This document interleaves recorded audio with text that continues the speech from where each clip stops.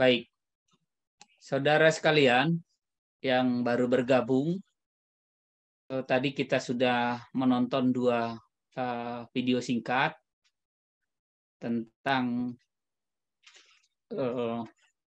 topik kita hari ini, ya, keragaman dan eksistensi kebudayaan Indonesia. Tentu kalau kita dalami pesan dan makna dari dua video tadi, sebenarnya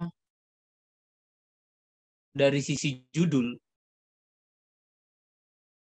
maksud saya pemahaman judul pokok bahasan kita pada hari ini, semuanya sudah terjawab. Ya, bagaimana di sana menunjukkan keragaman, bagaimana ditunjukkan eksistensi kebudayaan Indonesia itu sendiri. Ya, tentu kita akan diskusikan nanti. Ya, ini materi kuliah sudah kami sampaikan tadi. Kemudian ini skenario perkuliahannya. Kita saat ini berada di poin C. Baik, saudara sekalian, 3 sub pokok bahasan yang akan kita bahas pada hari ini adalah: pertama, realitas dan dinamika keragaman kebudayaan. Kedua, kebudayaan, rumusan dan unsur-unsurnya. Dan ketiga, keragaman kebudayaan, ancaman dan upaya mempertahankan eksistensinya.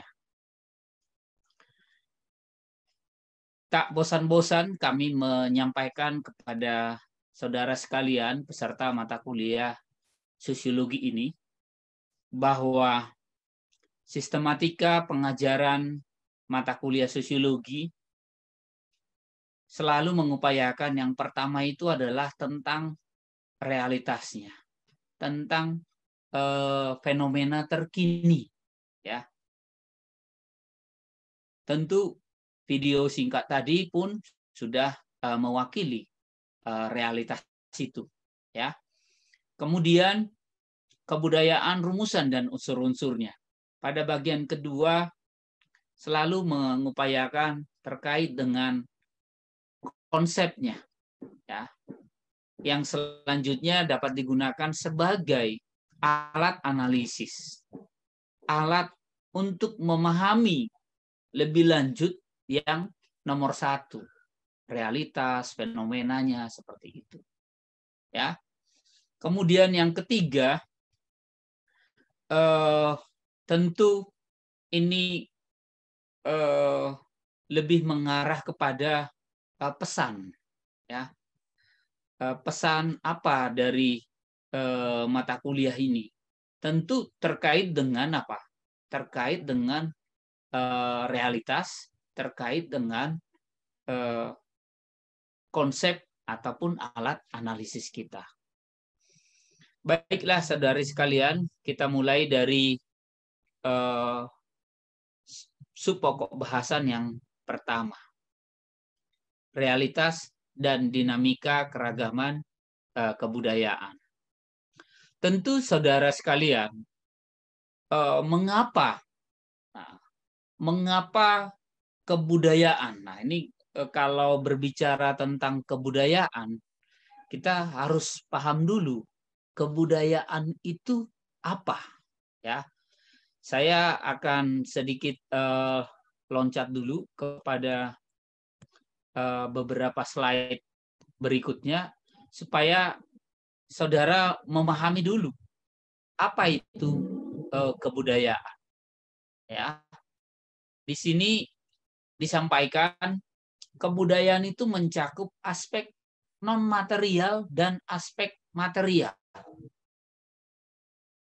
Kebudayaan pada aspek non material menyangkut seperangkat nilai-nilai dan norma-norma yang menjadi pedoman atau acuan perilaku bagi warga pendukungnya.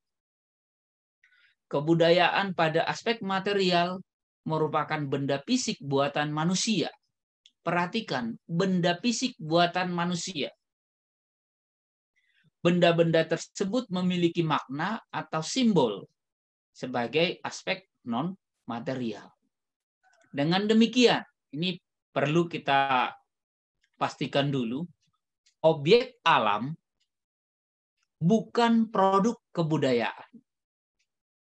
Namun, cara orang memandang dan menggunakan objek alam tersebut dilandasi oleh kerangka normatif budaya sebagai aspek kebudayaan non-material. Bagian yang ini kita jadikan ini sebagai kata kunci, dilandasi oleh kerangka normatif budaya. Nah, ini sebagai pegangan kita. Jadi saudara bisa memahami lebih lanjut ini. Dengan demikian, kebudayaan itu apa, Pak? Kalau melihat semua aspek non-material dan juga aspek material, tentu yang bukan merupakan objek alam. Artinya ini banyak sekali. Ya. Artinya pakaian yang saya kenakan ini, ya, cara menyapa saudara di awal kuliah tadi itu, cara berpakaian saudara, cara mengikuti aturan di dalam penulisan nama, juga gambar di dalam slide ini, itulah kebudayaan itu. Artinya apa, saudara sekalian? Dapat dikatakan bahwa hampir semua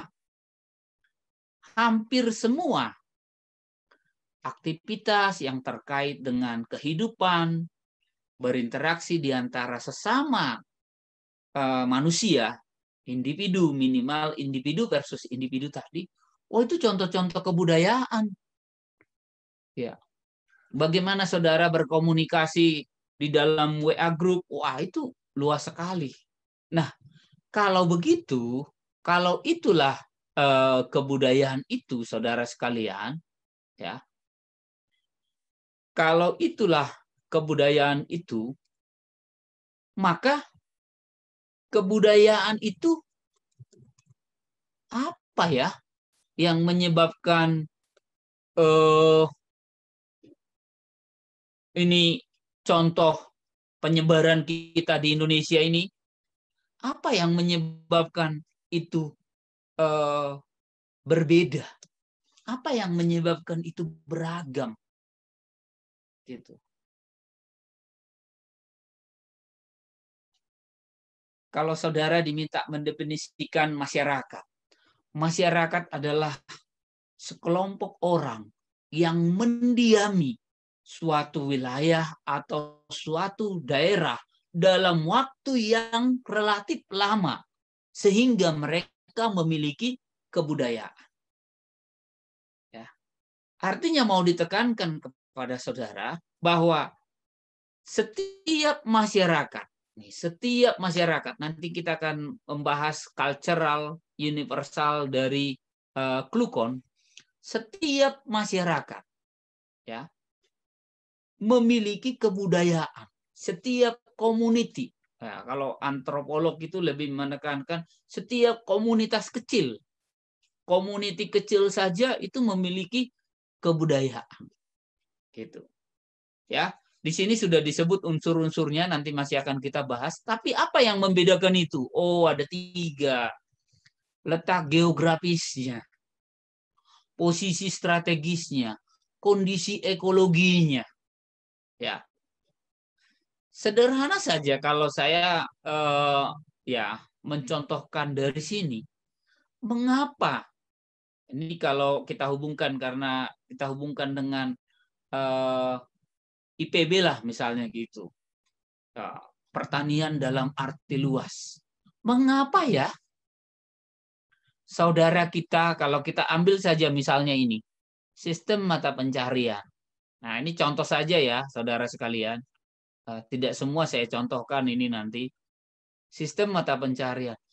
Mengapa ya saudara kita ya terkait dengan 3 hal ini mereka tinggal di pesisir laut ya, pesisir atau pinggiran sungai atau danau. Mengapa mereka umumnya bermata pencaharian ini? Bermata pencaharian sebagai nelayan. Artinya saudara sekalian, kondisi ekologis, posisi strategis, termasuk letak geografis itu menentukan apa? Menentukan adaptasi mereka terhadap sumber daya alam sekaligus menjadi mata pencaharian utama mereka. Berbeda dengan yang tinggal di daerah pesisir tadi, saudara kita yang tinggal di daerah dataran tinggi ataupun perbukitan, mereka cenderung menjadi apa? Cenderung menjadi petani. Gitu. Ya. Petaninya apa? Petaninya lebih pada pekebun karena mereka berkebun. Gitu. Beda lagi dengan saudara kita yang tinggalnya ya sumber daya air melimpah, terdapat lahan yang relatif datar seperti itu. Sehingga masyarakat beradaptasi menjadikan itu menjadi hamparan sawah yang luas gitu. Itu saja kalau kita lihat, oh ada yang berkebun, ada yang bertani padi, sawah irigasi, ada yang menjadi nelayan. Seperti itu. Tentu yang lainnya, sistem kepercayaan, kesenian, bahasa, sistem peralatan, sistem pengetahuan, itu juga terkait juga dengan yang tadi. Ya. Kondisi ekologis mereka itu, ya itu juga menentukan, oh keseniannya lebih berkembang terkait dengan apa? Terkait dengan seni pahat misalnya seperti itu. Ya. Dan hal-hal lainnya. Tentu inilah saudara sekalian, inilah realitas pembentuk keragaman budaya Indonesia. Karena 3 ini saudara sekalian, maka wah inilah kondisi kita. Inilah kondisi kita nih. Tapi sebelum ke sini, saya mau jelaskan dulu bahwa setiap komunitas ini, setiap komunitas atau setiap masyarakat gitu, itu memiliki 7 unsur universal. Mengapa ini dikatakan 7 unsur universal, mulai dari yang paling abstrak sampai yang paling konkret, ya. Yang paling abstrak, sistem religi dan upacara keagamaan. Yang paling konkret, sistem teknologi dan peralatan. Ya. Ini bagus juga kalau saudara bisa menghafal urutan ini, tetapi setidaknya saudara mesti paham mana yang paling abstrak, mana yang paling konkret. Mengapa ini abstrak, mengapa ini konkret? Nah, mengapa ini abstrak? Tentu karena apa? Ini sistem kepercayaan, religi, hubungan dengan Sang Pencipta. Ya. Jadi dalam konteks ini, saudara sekalian, saya tegaskan agama bukanlah kebudayaan, tapi aktivitas menjalankan agama itulah yang disebut dengan kebudayaan. Makanya di sini disebut sistem religi, bukan agama disebut di sini. Sistem kepercayaan dan upacara keagamaan. Itulah yang disebut dengan apa?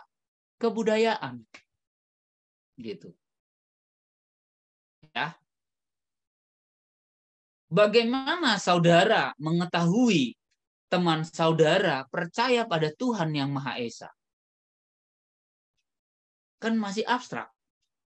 Tapi ketika saudara, oh dia sholat di masjid.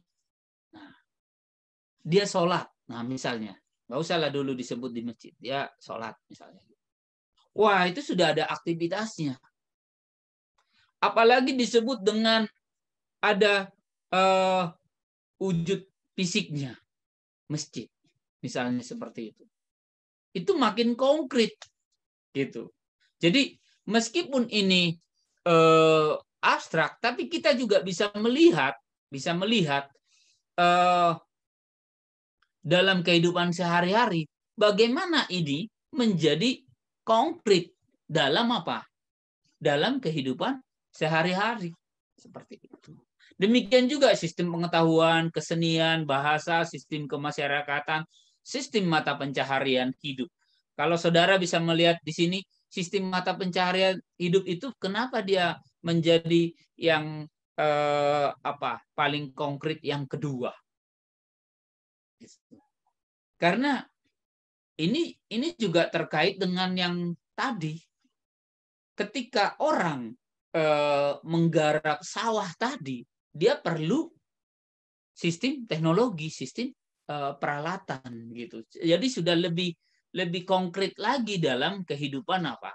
Kehidupan bermasyarakat gitu. Tapi jauh lebih konkret lagi yang namanya sistem teknologi ataupun peralatan. Apa sistem mata pencariannya? Oh, nelayan. Oh, berdagang. Oh, petani. Misalnya seperti itu. Tapi ketika sistem teknologi, apa alat bertaninya? Cangkul. Apa alat menangkap ikannya? Perahu ataupun jala misalnya seperti itu. Ya. Jadi sudah jauh lebih apa? Jauh lebih konkret gitu. Perhatikan yang kami contohkan tadi adalah bukan objek alam. Sekali lagi bukan objek alam. Jadi harus yang menjadi apa? Yang menjadi hasil karya dari manusia gitu ya. Nah, di setiap komunitas kita di Indonesia ini 7 unsur ini itu ada. Bahkan kalau saya katakan tadi antropolog itu komunitas-komunitas kecil. Kalau mengapa kita sampai suku bangsa kita hanya 13.000 Pak ini. Maksud saya 1.340 suku bangsa gitu. Tapi bahasa kita itu juga banyak. Ini mengapa ini? Etnisnya hanya lebih dari 300. Ya. Tapi bahasanya lebih lagi. Karena di beberapa daerah, contoh di sini di daerah Papua, ya, satu komunitas, ya, atau beda kecamatan itu sudah beda bahasa, gitu. Padahal kalau di Jawa Barat begitu luas Jawa Barat, begitu banyak penduduknya, gitu, bahasa satu, misalnya bahasa Sunda, misalnya, gitu. Cuman ada tingkatan-tingkatannya, seperti itu. Mana yang halus, mana yang digunakan untuk berkomunikasi sepantasnya dengan orang tua dan sebagainya. Itulah saudara sekalian, mengapa disebut unsur universal, unsur kebudayaan universal? Karena 7 ini ada di setiap apa? Di setiap, kalau di sini kita lihat di setiap provinsi lah sederhananya menyatakannya seperti itu. Namun secara filosofisnya di setiap komunitas kecil. Bahkan kalau saya contohkan tadi di Papua, satu kecamatan itu dengan kecamatan yang lain, mungkin dia sama semuanya. 1, 2, 3, 4, 1, 2, 3, 5, 6, 7. Mungkin sama. Yang berbeda hanya apa? Bahasa. Karena dia beda kecamatan. Gitu. Ya. Karena sudah berbeda apa? Berbeda suku. Gitu. Lebih 200 juta penduduk tinggal di berbagai pulau dengan keberagaman geografis tadi, mulai dari kawasan pegunungan yang merupakan dataran tinggi, kemudian wilayah pesisir yang merupakan dataran rendah, ada wilayah perdesaan, ada perkotaan, dan sebagainya. Saya tadi mencontohkan lebih kepada IPB pertanian dalam arti luas. Maka saya contohkan tadi lebih pada sistem mata pencahariannya, relevan dengan slide kita ini. Nah, berbicara tentang keragaman tadi, tentu ada pembentuknya, saudara sekalian. Pembentuk dinamika keragaman budaya tadi, seperti itu. Oh, ternyata budaya Jawa sudah ada di mana-mana, gitu. Ya, rupanya kalau saudara lihat di sini, wah, coba kalau ditanya lah kepada saudara, di provinsi mana lagi misalnya, kalau dari keberagaman etnis saja, di provinsi mana lagi yang tidak ada saudara kita dari Jawa? Gitu. Mungkin juga saudara kita dari Padang dan Bugis, termasuk Sunda dan Batak misalnya gitu. Nih yang saya sebut tadi suku-suku yang yang dikenal perantau, termasuk juga suku yang jumlahnya besar misalnya seperti itu. Di mana lagi seperti itu? Nah, dengan penyebaran itu, ternyata pembentuk dinamika keragaman budaya di Indonesia itu pun, wah, ini saudara sekalian, ya, bisa difusi penularan ini. Wah, proses inovasi unsur-unsur kebudayaan oleh satu komunitas yang menjalar ke komunitas lain. Proses ini bisa terjadi melalui model aliran yang berundak-undak hierarki, sehingga disebut pula difusi kaskade. Ya, contohnya internet dari kota ke desa. Setara begitu dia menyebarnya. Ada juga relokasi.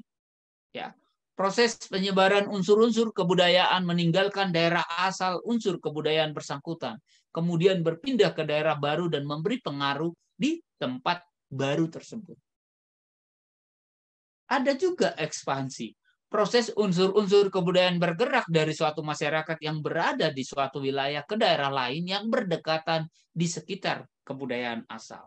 Dan kalau ini kita hubungkan dengan materi sebelumnya terkait dengan interaksi sosial, itu disinilah saudara sekalian, disinilah terjadi akulturasi itu, disinilah terjadi asimilasi itu. Ya, inilah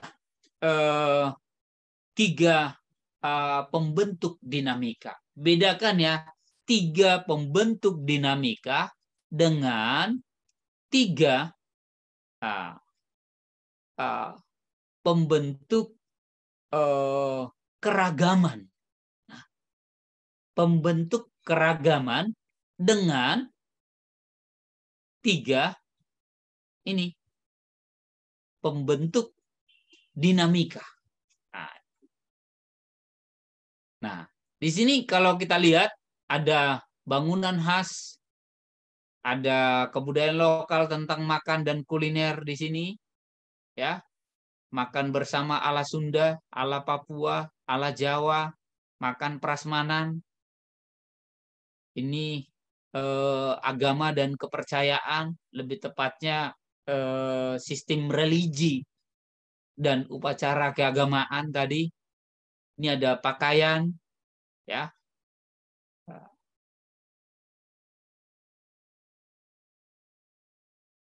termasuk yang saya kenakan hari ini khas Sumatera Utara juga ini. Bangunan tradisional. Ini contohnya saudara sekalian. Artinya saya ingin menekankan kepada saudara ini dulu supaya paham unsur universal ini. Ya, ini setiap daerah, setiap provinsi, bahkan secara filosofis tadi, setiap community kecil. Sekali lagi saya contohkan, saudara kita di Papua, berbeda kecamatan, sudah berbeda setidaknya nomor 4 ini, bahasa. Ya. Ada saudara kita dari Papua hadir di kelas ini?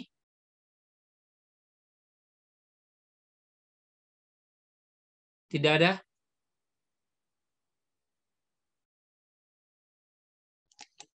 Dulu saudara sekalian, kalau kuliah tatap muka, saya pernah termasuk yang bisa saya katakan ya beruntung lah.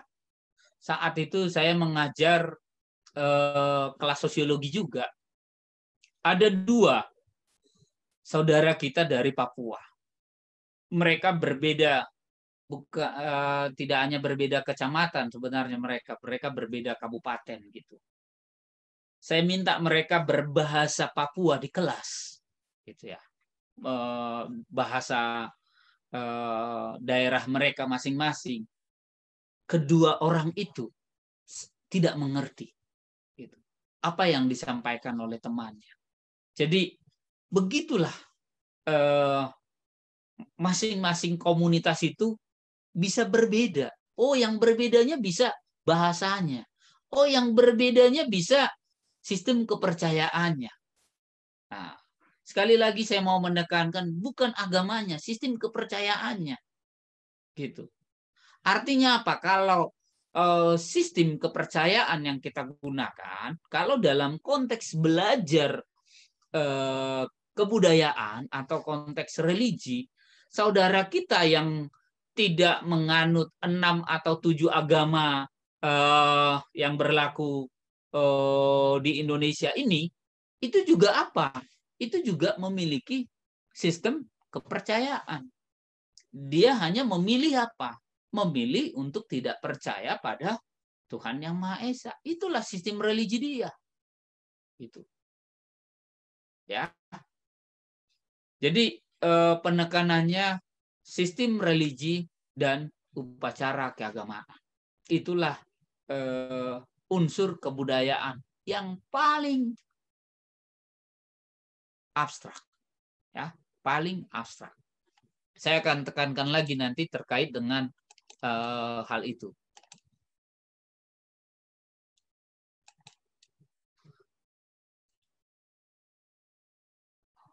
Ini sebentar ya.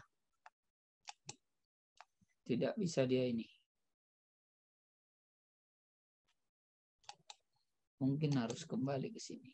Oke.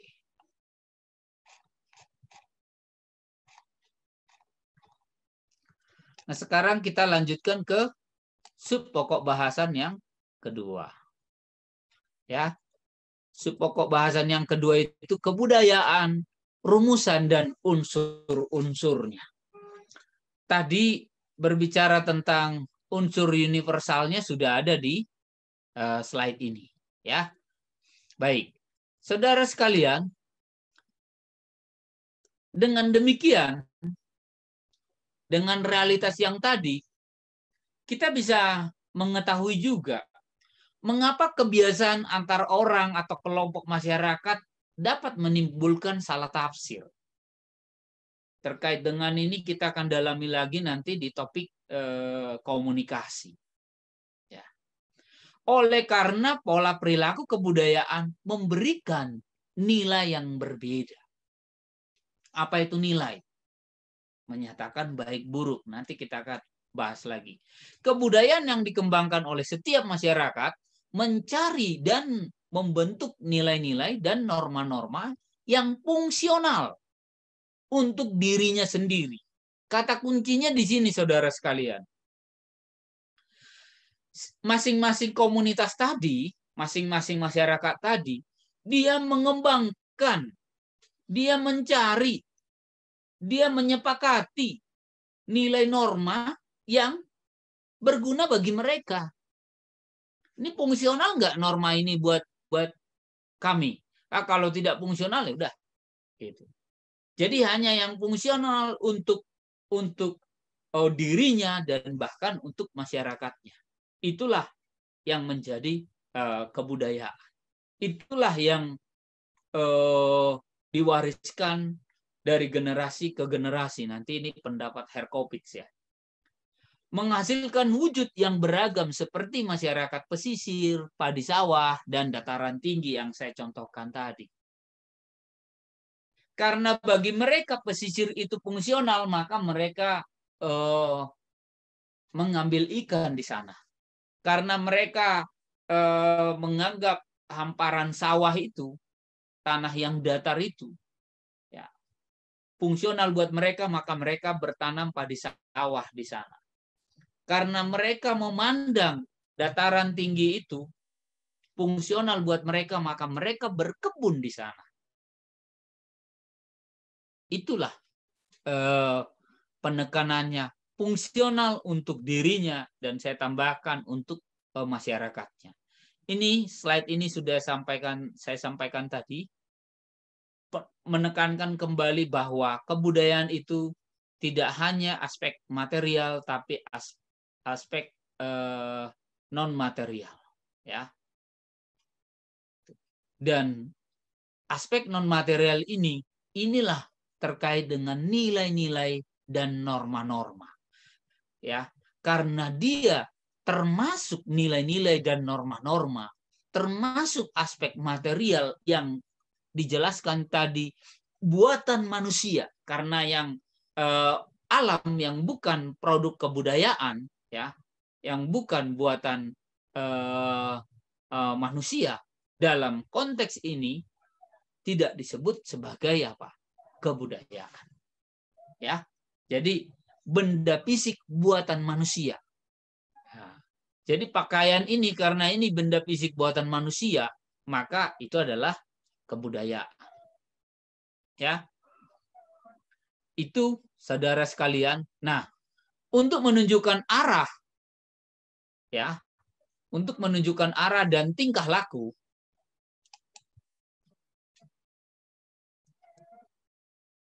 dan ide tentang yang baik dan yang buruk, masyarakat dalam kebudayaan menciptakan simbol budaya pada benda atau tindakan tertentu. Simbol budaya merupakan istilah lain dari kebudayaan non-material yang dimaknai dan digunakan orang untuk berkomunikasi satu sama lain. Simbol budaya itu mencakup nilai, norma, bahasa, dan gestur. Ya, nilai, gagasan orang tentang apa yang baik dan buruk. Tadi sudah saya sampaikan juga. Apa yang dianjurkan dan apa yang seharusnya dihindari. Nilai mewarnai seluruh kehidupan masyarakat dan mengabstraksikan situasi-situasi tertentu melalui proses sosialisasi dalam keluarga. Saya tekankan sedikit saja karena masih akan dibahas lagi nanti di materi grup. Mengapa saudara mengetahui tata cara berpakaian yang baik seperti yang saudara contohkan pada kuliah hari ini? Karena ada sosialisasi dari orang tua saudara. Kalau saudari Anissa mungkin ditanya, dari mana saudari Anissa belajar mengenakan kerudung? Mungkin dari orang tua, dari keluarga. Melalui proses sosialisasi juga. Ada keteladanan yang ditunjukkan oleh orang tua atau keluarga atau sahabat seperti itu. Ya. Utamanya dalam keluarga. Ya. Tapi bisa juga dalam komunitas. Tadi termasuk bisa sahabatnya, bisa masyarakatnya. Norma derivat dari nilai yang memerinci lebih spesifik tentang yang baik, buruk dalam konteks sosial, kelompok masyarakat tertentu. Norma menyangkut aturan berperilaku. Ya, kita ada aturannya. Termasuk yang sudah saya sampaikan tadi, mencantumkan nama, mengisi presensi, termasuk materi hari ini. Ya, saya tidak sembarangan membuat materi hari ini, wah ini ada ketentuannya. Kita sudah nyatakan itu di dalam kontrak perkuliahan dan disampaikan dalam satu pertemuan sendiri di pertemuan pertama. Ya. Karena dengan ini, dengan aturan berperilaku ini, kita bisa mengetahui, oh, dia sudah melanggar itu. Pak Martua, bukan ini Pak materinya. Saudara sudah bisa menegur saya begitu. Ya. Karena ya itulah aturan yang disepakati, dan kalau itu dilanggar dapat dikenakan sanksi sesuai aturan yang berlaku di masyarakat itu. Nah, di sini ada 4 tingkatan norma, tidak akan dibahas spesifik karena ini menjadi bagian dari materi kita, materi kuliah kita nanti minggu depan tentang kelembagaan sosial. Ada 4 tingkatannya. Pertama adalah cara. Ya. Kedua kebiasaan, ketiga tata kelakuan, dan keempat di sini disebut tingkat norma yang paling tinggi yaitu adat. Jadi dari cara ke adat, wah itu makin tinggi tingkatan normanya disebut di sini. Dengan demikian saudara sekalian, ketika belajar menyangkut sanksi pun nanti demikian. Ketika cara dilanggar, sanksinya masih ringan. Ya.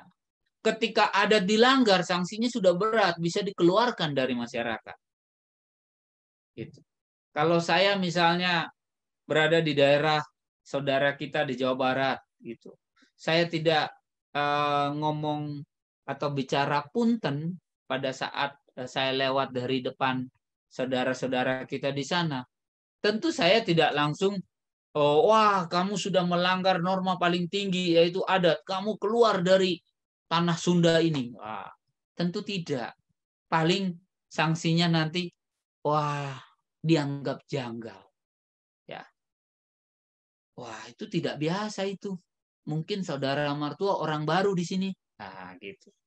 Kita kadang dipanggil, diberi nasihat, kita tahu. Dan kita pun menjadi apa? Merasa tidak pantas juga gitu, ya. Begitulah ini. Berbeda dengan ketika norma paling tinggi dilanggar seperti itu. Wah, itu bisa dikeluarkan dari masyarakat. Yang tata kelakuan, wah bisa dihukum, bisa dipenjarakan, ya.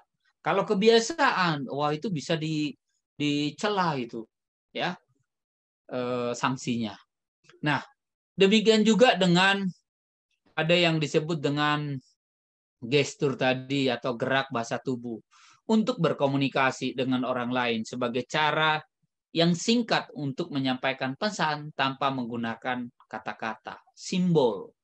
Ya, ada 5, misalnya seperti itu. Nah, jadi tidak harus menggunakan kata-kata. Nah, itulah saudara sekalian, mengapa saya sampaikan tadi, kalau begitu, kalau kebudayaan itu mencakup aspek non material dan aspek material,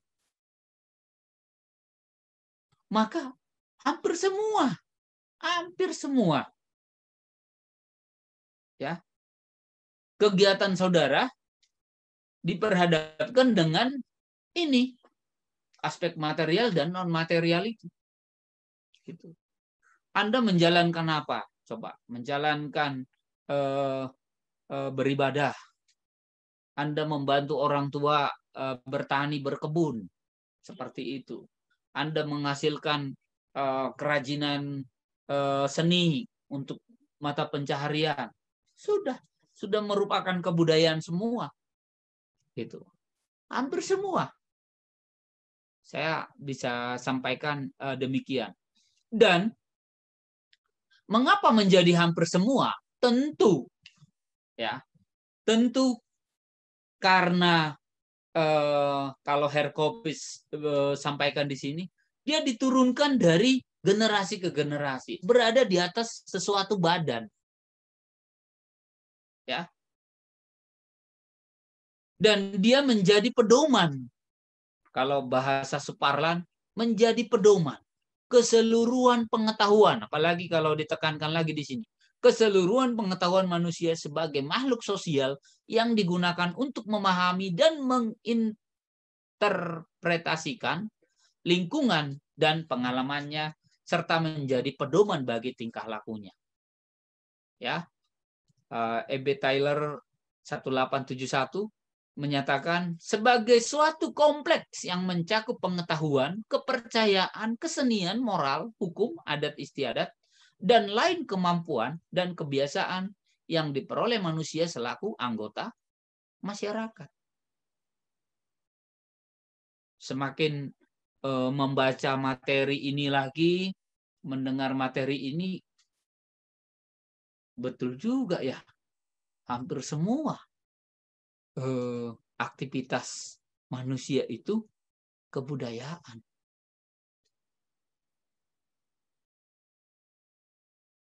Nah, materi berikutnya adalah tentang orientasi nilai budaya. Terdapat 3 orientasi nilai budaya di sini yang disampaikan oleh Klukon. Namun, setiap orientasi nilai budaya ini itu dipetakan berdasarkan masalah dasar. Ya, ini masalah dasar terkait dengan kehidupan bermasyarakat dan juga hubungannya juga dengan apa? Dengan alam seperti itu. Ada 5. Dan inilah yang disebut juga sebagai apa? Tipologi.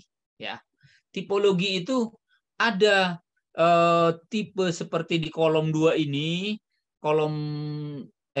ini kolom 2, ini kolom 3, kolom 4 ini, tapi itu adalah kecenderungan. Oh, ini cenderung begini nih. Ini cenderung yang kedua, ini cenderung yang ketiga. Seperti itu. Itulah tipologi itu. Namun, di sini sudah ditegaskan 5 masalah mendasar yang dihadapi oleh manusia. Ya. Ada 5, kemudian Klukon dan Stroutbeck 1961 menyatakan 3 kemungkinan respon atau orientasi nilai budaya pada manusia menghadapi tiap kategori masalah dasar. Jadi pengkategorian pentipologian ini, pentipologian ini menjadi 3, itu terkait dengan ini. Saya contohkan misalnya nomor 2 untuk Anda dulu. Ya. Masalah dasar makna hubungan manusia dengan alam. Makna hubungan manusia dengan alam.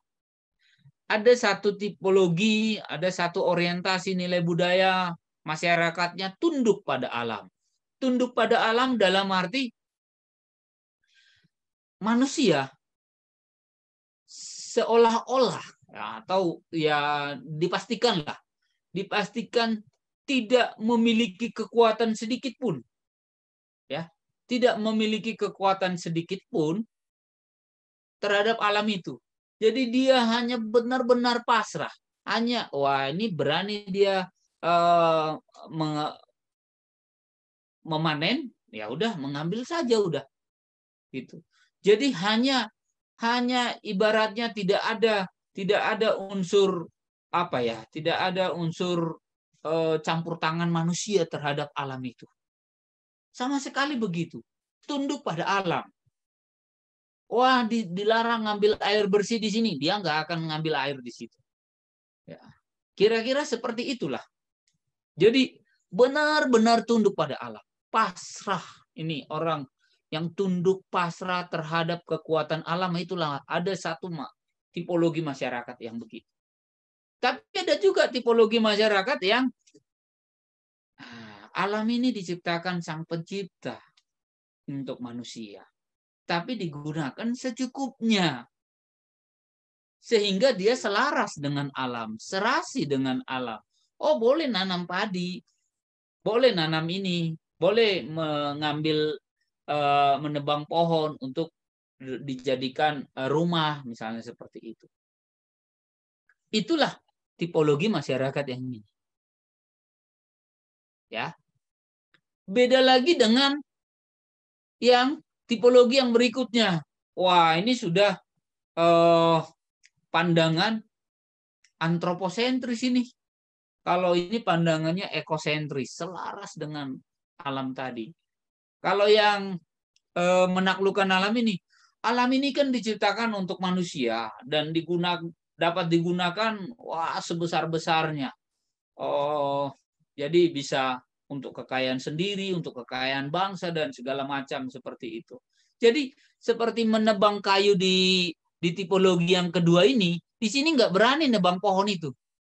Di sini tidak berani menebang pohon, di sini berani menebang pohon hanya untuk kebutuhan hidup saja. Misalnya perlu dia bangun rumah, perlu dia kayu bakar, dia tebang pohon. Tapi kalau di sini, ini untuk menumpuk harta. Ya, untuk kalau di sini masih untuk subsistensi, wah ini udah untuk komersial ini. Ini untuk menumpuk harta, untuk investasi, untuk akumulasi modal, untuk ekspansi usaha sampai sekian turunan kekayaan seperti itu. Demikian juga yang lainnya, saudara sekalian.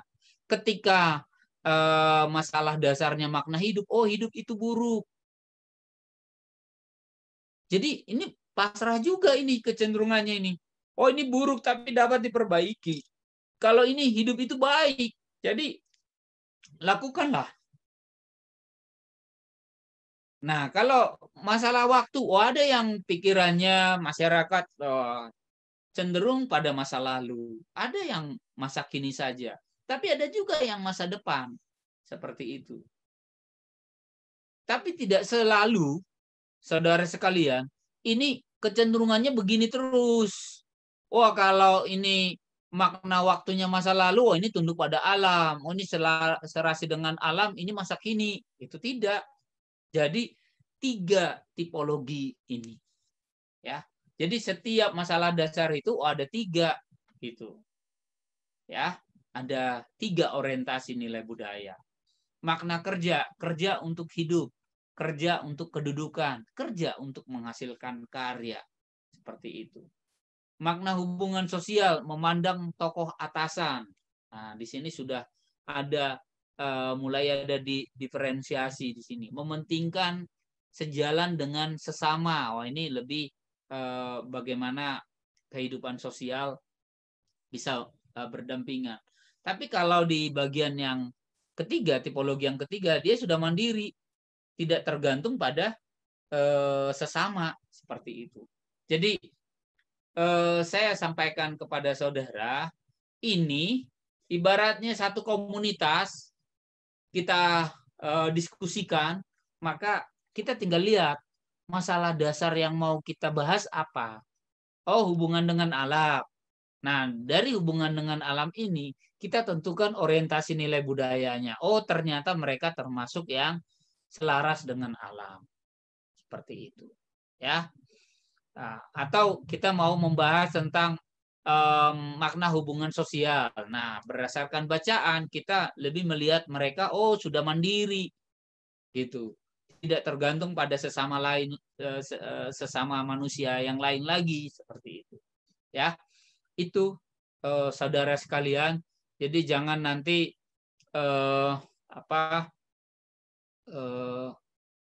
saudara melihat walaupun ada kecenderungan ini memang kalau di tipologi ini kecenderungannya sama gitu. Tapi saya sampaikan kepada saudara tidak selalu demikian karena sekali lagi ini mengkategorikan 5 masalah dasar itu, ya, 5 masalah dasar itu terhadap orientasi nilai budayanya seperti itu.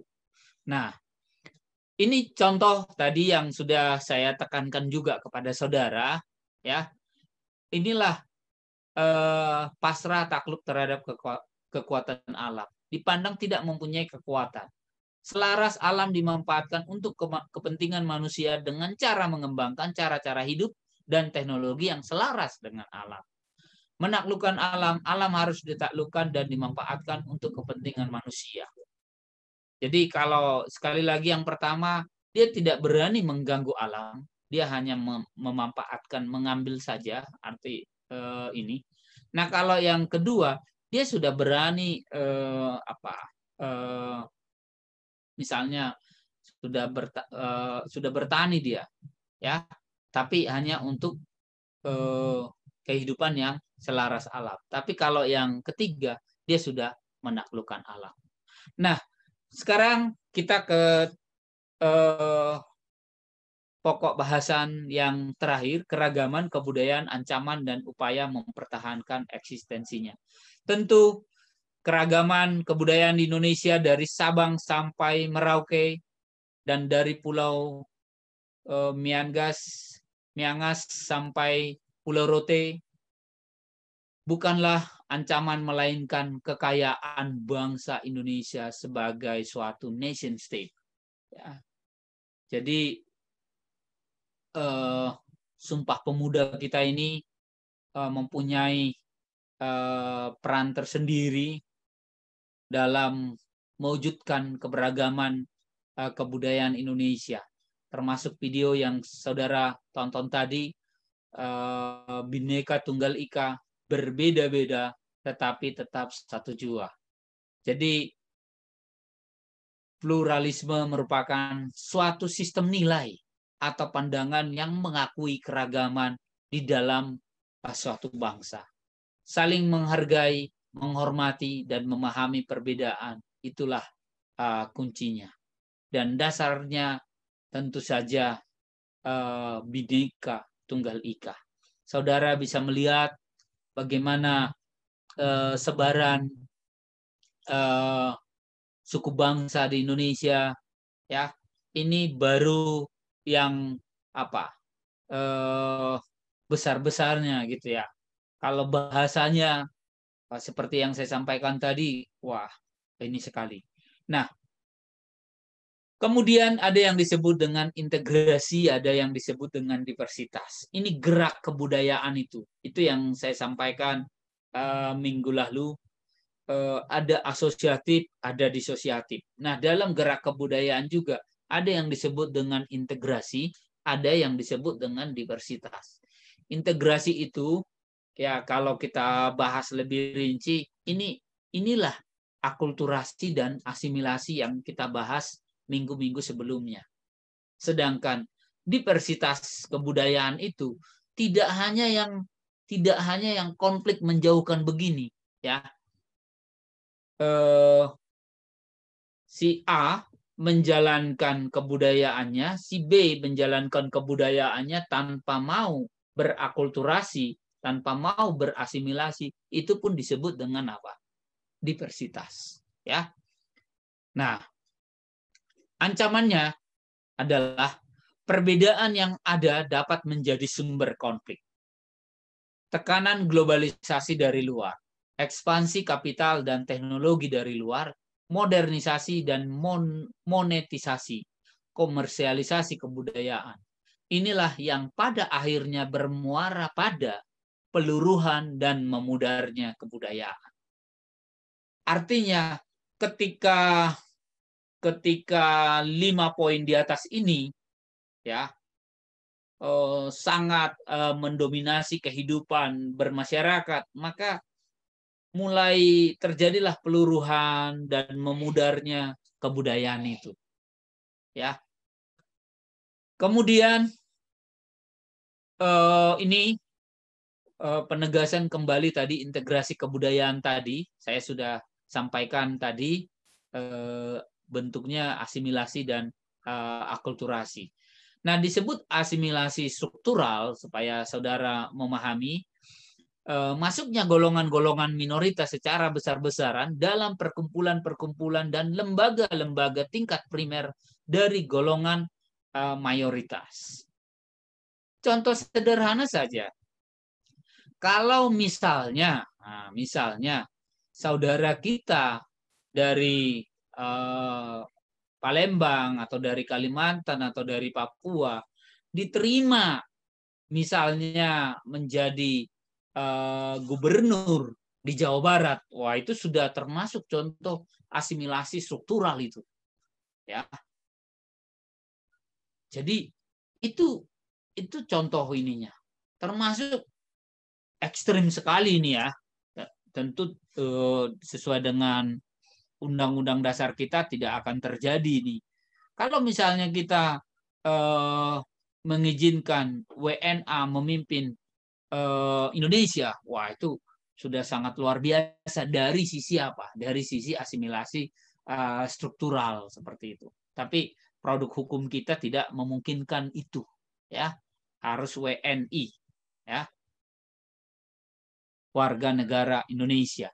Nah, asimilasi sipik ini yang berkaitan dengan tidak adanya bentrokan mengenai nilai-nilai dan pengertian kekuasaan. Video yang kita tonton tadi sebenarnya mencerminkan terjadinya asimilasi sipik ini. Ya, diversitas ini tadi sudah saya tekankan sedikit. Tidak hanya yang menjauhkan, tapi yang beriringan saja tanpa ada perbauran kebudayaan, itu pun sudah diversitas. Terjadi jika kebudayaan-kebudayaan tersebar dalam kelompok-kelompok masyarakat yang saling berbeda, antara lain dari segi latar belakang pendidikan, pekerjaan, jenis kelamin, umur, dan sebagainya. Bisa muncul ketika budaya minoritas tidak bersedia berasimilasi ke dalam budaya dominan melalui hukum anti-diskriminasi atau mempertahankan privilege dan kekuasaan melalui perbedaan kelompok. Nah, itu. Ya. Tentu ketika diversitas ini dalam konteks ini terjadi, ya tanpa mengarah kepada konflik, ya itulah kemajemukan itu. Itulah kemajemukan itu. Jadi kalau saya kalau Anda katakan misalnya apakah diversitas itu asosiatif, Pak? Belum tentu, gitu, ya. Nah, sehingga diversitas di sini harapannya seperti ini, gitu. Tapi kalau sudah menjadi konflik yang menjauhkan, maka diversitas dalam konteks itu adalah proses sosial yang menjauhkan ataupun disosiatif, seperti itu. Nah, ini rujukan kita. Kemudian itulah materi kuliah kita hari ini, dan tepat 25 menit terakhir kita masuk pada poin D, diskusi terkait dengan 2 video dan juga pertanyaan-pertanyaan dari mahasiswa. Dalam hal ini kami minta kesediaan Saudari Ilhamdah untuk mencatat nama-nama peserta yang aktif hari ini. Baik, Pak. Kami persilakan. Terima kasih, Mbak Ilhamdah. Silakan. Siapakah yang mengawali?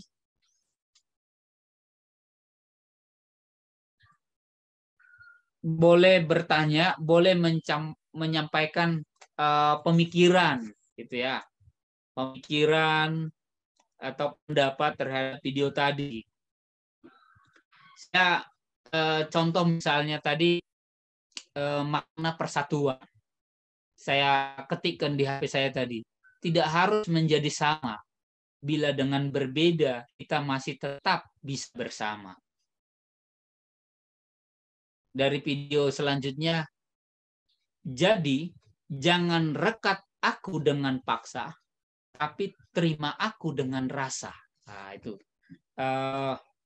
itu dari 2 video tadi saya mencatatkan kata-kata singkat tadi. Tentu saudara punya kesan tersendiri atas video itu. Direfleksikan lagi dengan materi kita hari ini. Boleh-boleh saja. Silakan. Waktunya leluasa, jadi masing-masing bisa berpendapat, partisipasi juga tinggi, ya. Silakan. Saya mau coba, Pak. Silakan Anissa. Mau yang video kedua tadi kan yang ada kata-kata yang di-highlight banget kan, jangan rekat aku dengan paksa. Jadi kan kalau sekarang ini kadang kita tuh melihat misal adanya perbedaan kebudayaan itu, kita malah ingin memaksakan bahwa budaya kita itu lebih baik, atau bahkan suku atau ras yang kita punya itu bahkan lebih baik. Terus mau menyangkutkan kepada kasus yang baru-baru terjadi kemarin di sosial media itu. Jadi ada seseorang bikin video, tapi videonya itu bercandaan saja seperti itu, Pak. Jadi dia itu mengucapkan merek dagang Cina yang terkenal, tapi ternyata ada saudari kita yang dari Cina itu menganggap bahwa itu bentuk rasis seperti itu, Pak. Kan karena terkadang kita masalah budayaan atau ras itu kan terkadang ujung-ujungnya menanggapi bahwa itu tuh rasis, padahal sebenarnya itu hanya berupa candaan saja. Jadi terkadang kita yang merasa itu tuh sebuah rasis, terkadang kita harus melihat dulu apakah orang-orang yang tadi inginnya bercanda itu benar-benar ingin bercanda saja atau malah rasis. Karena terkadang kita yang merasa kita tuh korban rasis, terkadang kita lah yang pertama mengatakan bahwa karena terkadang kita yang pertama memancing bahwa kita itu melakukan suatu tindakan rasisme tersebut. Terima kasih, Pak. Baik, terima kasih. Itu satu pemikiran ya. Tentu poinnya adalah sangat penting juga bagi kita untuk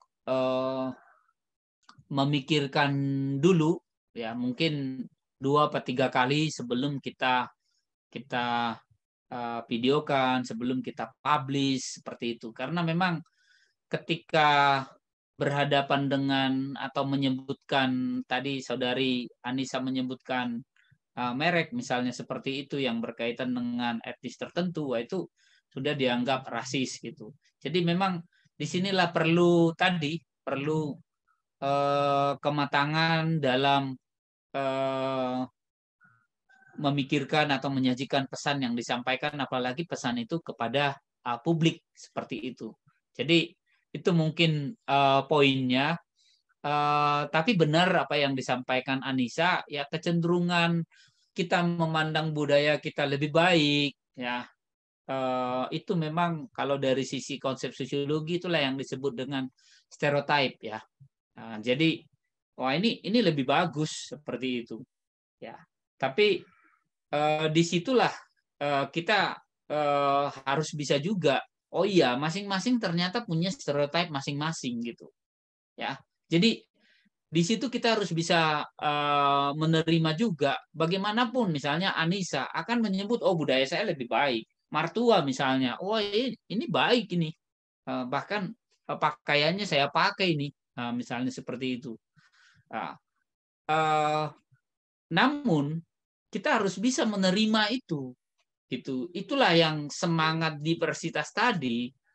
Ya, harapannya kan bisa integrasi, gitu. Harapannya bisa integrasi melalui akulturasi, melalui asimilasi, bahkan asimilasinya juga sudah sangat luar biasa. Dicontohkan asimilasi struktur tadi, gitu. Namun kalaupun itu tidak bisa, maka kemajemukan itulah yang diwujudkan, gitu. Ya. Kemajemukan itu bukan berarti disosiatif, bukan berarti konflik itu. Berikutnya silakan. nanti pertanyaan teman-temannya juga bisa saling dikomentari juga, atau pendapat teman-temannya bisa saling berkomentar juga. Silakan. Saya izin bertanya, Pak. Silakan, Cynthia. Terkait video yang pertama tadi kan ada Ya. tuh tentang gotong royong membantu mendirikan rumah yang terkena angin itu Pak ya, yang dari orangnya dari Bali. Nah, saat ini kan kayak budaya gotong royong, sambatan itu udah mulai pudar Pak ya. Nah, bagaimana cara menimbulkan budaya itu lagi agar tetap ada di masyarakat gitu Pak? Karena sekarang apa-apa itu kan dengan uang, udah kayak budaya gotong royongnya udah mulai pudar gitu. Makasih. Iya. Ada yang mau bantu jawab dulu? Nah, kalau pengalaman saya di Bogor, kalau pengalaman di Tarhutung belum bisa saya sampaikan. Kalau pengalaman saya di Bogor, tentu kalau di kami di sana masih gotong royong, masih kerja bakti seperti itu. Tentu di sini diperlukan kepemimpinan, leadership dari ketua RT, atau kalau kita berbicara nanti dari masyarakat, satu komunitas masyarakat, bisa kepala desa, bisa kepala dusun, dan sebagainya. Di situ sebenarnya yang perlu ditekankan itu, kalau saya mengamati ya, bukan masyarakat itu tidak mau kerja bakti gitu, tetapi memang perlu pemimpin itu mencarikan waktu yang tepat seperti itu, ya, waktu yang tepat bagi semua orang seperti itu, ya. Ini kapan ini waktunya? Apakah misalnya hari Sabtu, dia harus tahu warganya berapa banyak yang kerja hari Sabtu, gitu. Oh, ternyata setelah dilihat yang paling cocok itu misalnya Sabtu sore atau Minggu pagi sekalian, gitu. Jadi begitu selesai sholat subuh sudah mulai kerja bakti. Jadi tinggal di situ sih sebenarnya. Kalau saya mencermati seperti itu, karena pengalaman di RT sebelumnya, misalnya pejabat sebelumnya, wah itu partisipasi kerja bakti itu rendah sekali. Rupanya timing waktunya yang ini. Kalau itu yang saya cermati. Nah, kalau melihat di masyarakat, Saudari Cynthia, mengapa kerja bakti ini atau gotong royong ini dulu memudar seperti itu? Karena memang apa ya? Ada beberapa orang semangatnya tidak bersama lagi itu. Dalam arti ya dia kerja bakti seadanya. Ada yang semangat 45, 100% energinya diberikan ke situ. Yang satu bermalas-malasan, sudah tidak membawa alat apa segala macam, namun kerjanya pun tidak ada. Jadi ada fakta yang menunjukkan, wah ini gotong royong begini, saya ini juga merasa rugi tenaga dan sebagainya. Sehingga dia lebih bagus misalnya kalaupun ada sanksi tidak hadir, misalnya membayar denda 50.000 atau 20.000, dia lebih nyaman memberikan itu dibanding dia berpartisipasi gitu. Karena ya memang masing-masing orang itu punya kekuatan yang berbeda-beda, iya, tapi kalau dia melakukan sesuai dengan kemampuannya tanpa mengurangi tenaganya, tanpa ada unsur apa ya, unsur mencari keuntungan. Nah, itu yang menyebabkan kalau pengamatan saya gotong royong itu memudar seperti itu. Bahkan yang saudari contohkan tadi seperti itu juga. Yang saudara contohkan tadi itu sebenarnya lebih pada bukan gotong royong, lebih pada tukar tenaga, ya, tukar tenaga. Tukar tenaga pun begitu. Saya kerja di sawah Cynthia, saya malas-malasan. Itu. Cynthia di sawah saya, wah, energinya 100%. Seperti itu. Ya, Cynthia akan merasa rugi. Nah, daripada saya rugi, ya enggak usahlah kerja tukar tenaga lagi. Itu. Mapalus, Rereongan, masih ada Pari dan sebagainya itu adalah contoh-contoh tukar tenaga gitu. Jadi karena merasa rugi, ya sudah, nggak jadi itu. Padahal dulu itu semangatnya luar biasa. Kenapa? Karena dulu nenek moyang kita membuka lahan di pinggiran hutan. Di pinggiran hutan itu kan ada binatang buas, ada ancaman-ancaman lain. Sehingga kecenderungan bersama itu tinggi sekali. Nah, di daerah-daerah tertentu, di daerah pinggiran hutan, di daerah ya komunitas-komunitas tertentu, itu masih luar biasa itu gotong royongnya, masih luar biasa tukar tenaganya seperti itu. Nah, ketika ada orang merasa rugi, gitu, itu yang membuat gotong royong termasuk tukar tenaga tadi mulai memudar. Kalau bahasa slide kita tadi pemudaran dan peluruhan dan memudarnya. Nah, gitu. Ada lagi? Izin bertanya, Pak. Silakan, Bunga. Kan kita ketahui bahwa kebudayaan Indonesia itu sangat beragam. Kan kebudayaan itu adalah suatu ciri khas atau identitas dari suatu daerah. Bagaimana caranya Pak kita menghadapi ancaman kebudayaan dari luar, yaitu kebudayaan Barat contohnya, karena kita ketahui kan pada saat ini budaya Barat lebih mendominasi di negara kita. Gimana caranya agar kebudayaan kita tetap terjaga, tidak memudar bahkan hilang? Gitu, Pak. Baik, ada yang ingin berpendapat terkait dengan pertanyaan saudari Bunga? Izin berpendapat, Pak. Silakan.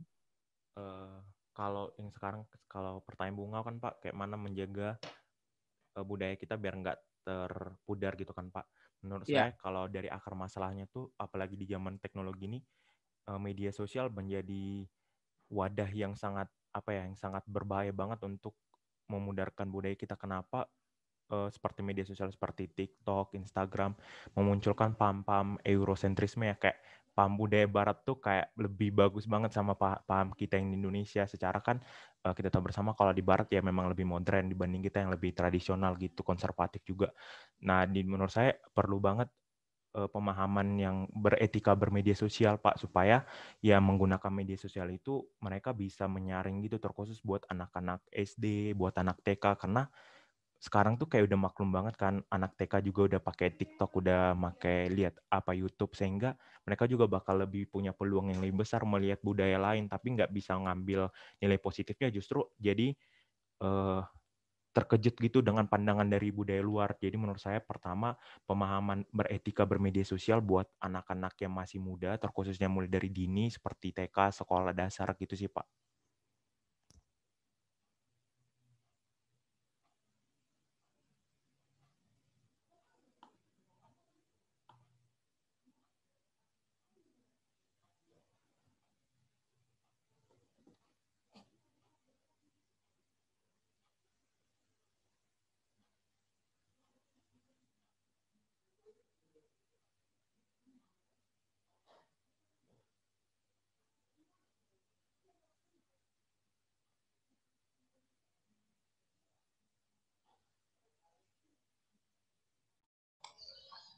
Bapak, maaf, mikrofonnya masih di mute, Pak. Ya. Baik. Gading tadi sudah selesai berpendapat ya? Siap, sudah Pak. Iya, mungkin saya tadi terlempar sebentar, nggak tahu ini. Oke. Ada komentar lagi dari rekan yang lain untuk Bunga tadi? Izin berpendapat, Pak. Silakan, Mas Dian. Sebelumnya perkenalkan, saya Didan Muhammad Al-Basid, Pak. Iya. Mungkin bukan menanggapi tapi menambahkan dari pendapat Gading sendiri yang memang memfokuskan pada bagaimana kita memberikan edukasi dari sejak dini tentang meleknya teknologi bahkan media sosial gitu. Dan tambahan dari Dilan sendiri mungkin kita harus lebih menanamkan sejak dini juga bahwa kita itu memiliki kebudayaan yang beragam dan memang sangat spesial gitu. Walaupun tradisional, kita itu memiliki kebudayaan yang sangat spesial dan harus belajar mencintai kebudayaan diri sendiri terlebih dahulu gitu.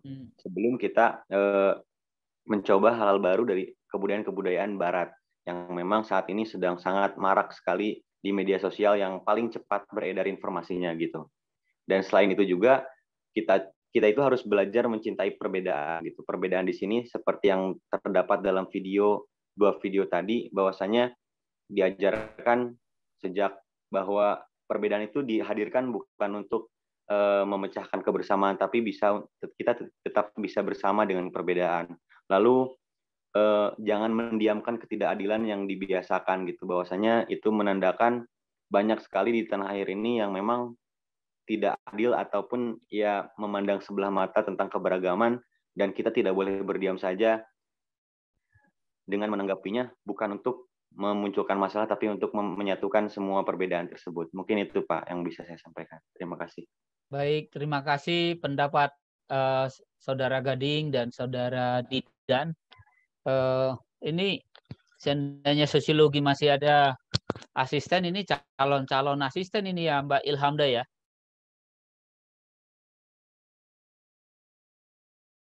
Karena pemikirannya bagus-bagus. Ya, Pak. Baik, ada yang mau menambahkan lagi? Yasmin, Pak, izin menambahkan.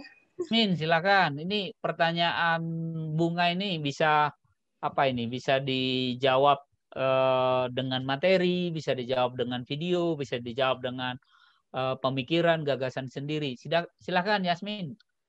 Yasmin mau jawab yang tentang gotong royong yang udah luntur, Pak. Ya, boleh. Nah, kalau gotong royong sendiri kan itu bakal berkaitan erat sama struktur pemerintahan yang paling kecil ya Pak, kayak RT sama RW. Nah, di situ juga kita bisa terlibat Pak. Jadi jangan hanya menuntut dari RT RW yang kayak bapak-bapak atau ibu-ibunya, tapi kita juga bisa terlibat dari Karang Tarunanya sendiri Pak. Karena kalau dilihat dari sekarang, kita sendiri aja kayak udah jarang banget berpartisipasi dalam Karang Taruna gitu Pak. Jadi harusnya sih kita sebagai mahasiswa juga bisa aktif dalam Karang Taruna, kalau ya 17-an kayak gitu, kita bisa jadi panitianya, ikutan gotong royong juga di sekitar lingkungan rumah. Apalagi kan kayak sekarang kalau misalnya Yasmin di kota nih, di komplek-komplek kayak gitu, mau ngegerakin Karang Tarunanya tuh susah banget Pak. Jadi kayak kesadaran diri sendiri untuk berpartisipasinya itu juga susah gitu, kayak diri kitanya malah jadi apatis gitu Pak. Jadi harusnya menumbuhkan rasa itu tuh dari diri sendiri dulu sebelum ke orang lain gitu sih Pak. Terima kasih. Baik, Saudari Yasmin, memang idealnya begitu ya. Namun relatif sulit untuk mewujudkannya. Namun saya bisa menangkap tadi pesan dari Saudari Yasmin ya, ini harus memberi keteladanan gitu. Memberi keteladanan, memberi diri dulu, mencontohkan diri dulu untuk berpartisipasi aktif. Jadi kata kunci yang kedua ya karena kita mahasiswa ya harus memberi inisiatif gitu. Kemudian tambahan pendapat Saudara Gading dan Didan tadi untuk Bunga, tentu benar apa yang disampaikan oleh teman-teman Anda tadi, namun perlu juga ya ini dari orang tua ini, ya dari orang tua ya. Ketika ini saya selalu menekankan di level keluarga karena memang kecenderungan yang terjadi sekarang dengan sistem perkuliahan daring ini, anak-anak yang belum waktunya memegang handphone saja itu sudah pegang handphone saat ini seperti itu. Nah, oleh karena itu orang tua harus memberi keteladanan, orang tua harus melakukan pengawasan yang intensif, terhadap anak-anak yang sudah sangat mengakses teknologi. Namun yang lebih penting lagi adalah filter sebenarnya. Filter yang sebagai penyaring. Tadi Bunga kan, wah dari luar itu kan banyak Pak. Dari luar itu banyak sekali. Itu budaya dari luar itu ibaratnya setiap saat itu masuk dengan cepat ceritanya seperti itu. Namun ketika filternya bisa nilai-nilai budaya non material tadi, utamanya non material ya, termasuk material juga ini juga. Kalau produk misalnya Indonesia juga bagus-bagus, mungkin yang dari luar lain cerita gitu ya. Saya penekanannya seperti itu ya. Namun berbicara tentang non material ketika ini kuat gitu. Sama halnya dengan ketika religi di satu keluarga sudah kuat gitu ya. Berikut pemahaman keagamaannya dengan sangat baik, maka ketika ada dari luar itu akan bisa ibaratnya difilter dengan disaring dengan sendirinya seperti itu. Apalagi yang tadi aspek non material tadi, wah itu akan sangat luar biasa ketika di dalam keluarga itu sudah sangat baik ditanamkan nilai-nilai norma-norma seperti itu, ya. Dia akan ketika berhadapan dengan dosennya, ketika berhadapan dengan orang lain, dia akan melihat sosok orang tua. Oh, orang tua saya kalau berkomunikasinya begini, ya. Begitu juga dengan anak seperti itu, ya. Itu sebagai tambahan, memang keluarga lah bahasa saya garda depannya, garda depan masa depan anak, garda depan bagaimana eksistensi kebudayaan kita ini ke depan seperti itu. Termasuk nanti di sekolah, ya, lingkungan seperti itu. Itu saya sempat lihat tadi ada pertanyaan di chat ini dari Raden. Mohon maaf sebelumnya Pak. Izin bertanya melalui chat karena mic saya sedang bermasalah. Saya ingin bertanya mengenai materi tentang pembentuk dinamika keragaman, difusi ekspansi, difusi relokasi, dan difusi penularan. Saya masih kurang paham mengenai perbedaan dari ketiga konsep tersebut. Mungkin bisa dicontohkan terhadap sebuah kasus agar lebih mudah dipahami. Betul.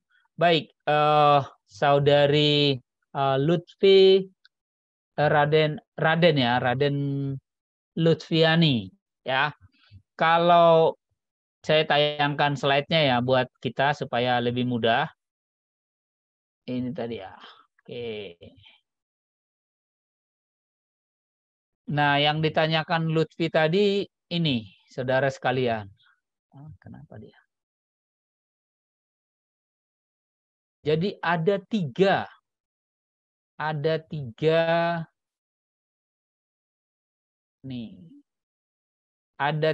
pembentuk dinamika keragaman budaya Indonesia. Memang tadi saya belum memberikan contoh spesifik. Sederhananya begini. Ketika saya sampaikan tadi kepada saudara itu, di daerah mana lagi saudara kita Jawa yang tidak ada lagi di 34 provinsi, sudah semuanya ada gitu. Kenapa saya contohkan itu tadi?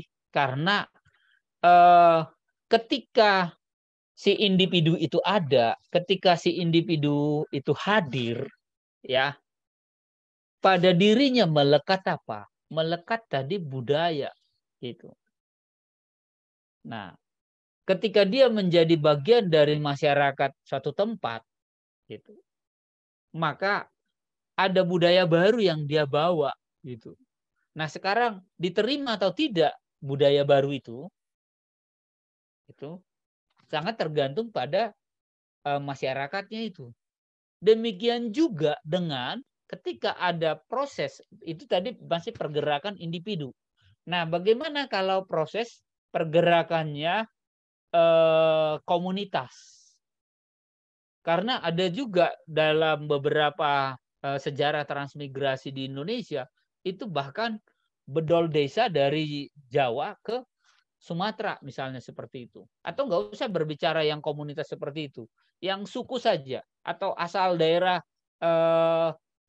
transmigrasinya dari Jawa ke Sumatera atau dari Bali ke Sumatera. Wah, dengan hadirnya individu tadi, dengan hadirnya komunitas tadi, maka disitulah memungkinkan terjadi setiap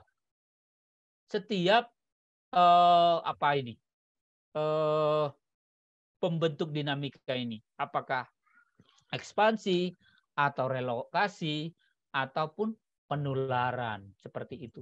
Mungkin itu sudah membuka pemikiran dari saudari Raden ini ya. Kira-kira seperti itu. Gimana Raden? Mic-nya sudah bisa? Atau ada yang mau menambahkan, Pak, ini contohnya lebih bagus ini, Pak. Boleh, silakan.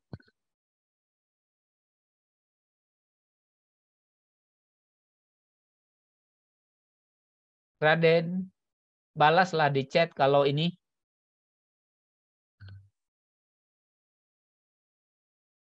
Oke, kalau sudah cukup jelas.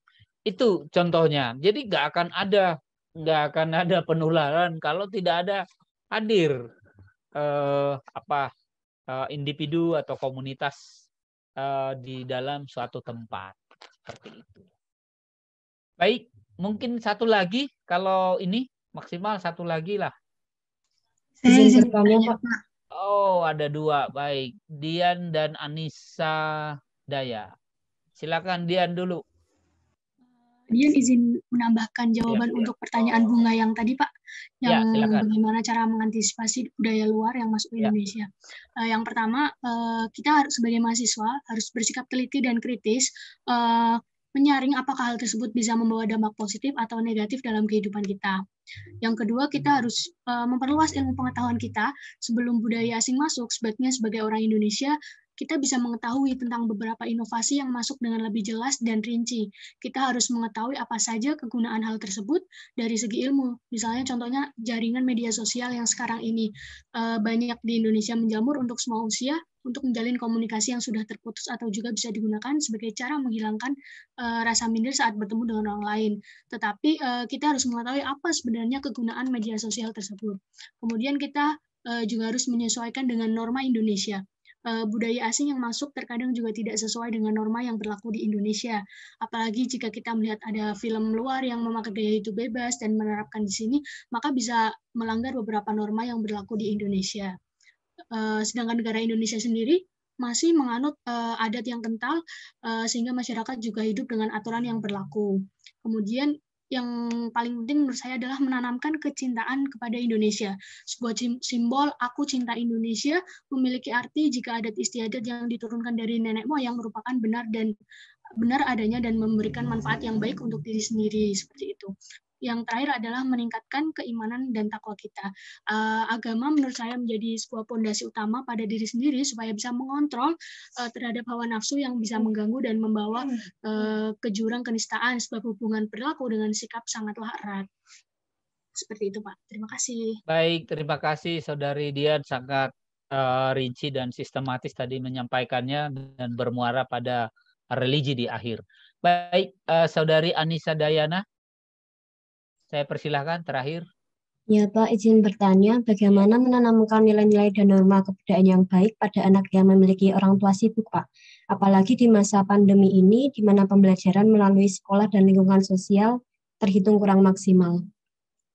Oke, saya singkat saja menjawabnya. Tentu paling mudah adalah sesibuk apapun orang tua itu, tentu dia punya waktu dengan anak, dan saat mereka bersama-sama dengan anak, disitulah ditunjukkan keteladanan yang sudah kita diskusikan tadi terkait dengan kebudayaan, utamanya non material tadi. Kalau material mungkin bisalah anak bisa melihat dari produk-produk yang ada di rumah mereka seperti itu.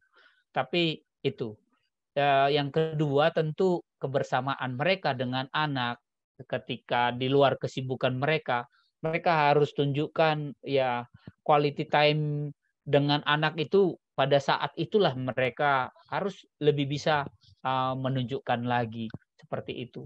Itu yang kedua. Yang ketiga, kalaupun orang tua sibuk saat ini, kalau anak-anaknya sudah bisa mengakses HP, tetap dia sudah bisa sekarang membuat komunikasi melalui grup keluarga seperti itu. Itu juga bisa dilakukan seperti itu. Yang pasti satu hal, orang tua harus menjadi garda terdepan dalam mengawal tumbuh kembang anak seperti itu.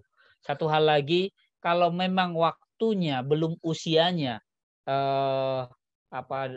si anak memanfaatkan fasilitas teknologi atau alat kendaraan tertentu misalnya seperti itu, sebaiknya jangan diberikan dulu, karena di luar pengawasan orang tua memang sangat sulit, apalagi belum memenuhi ketentuan umur seperti itu.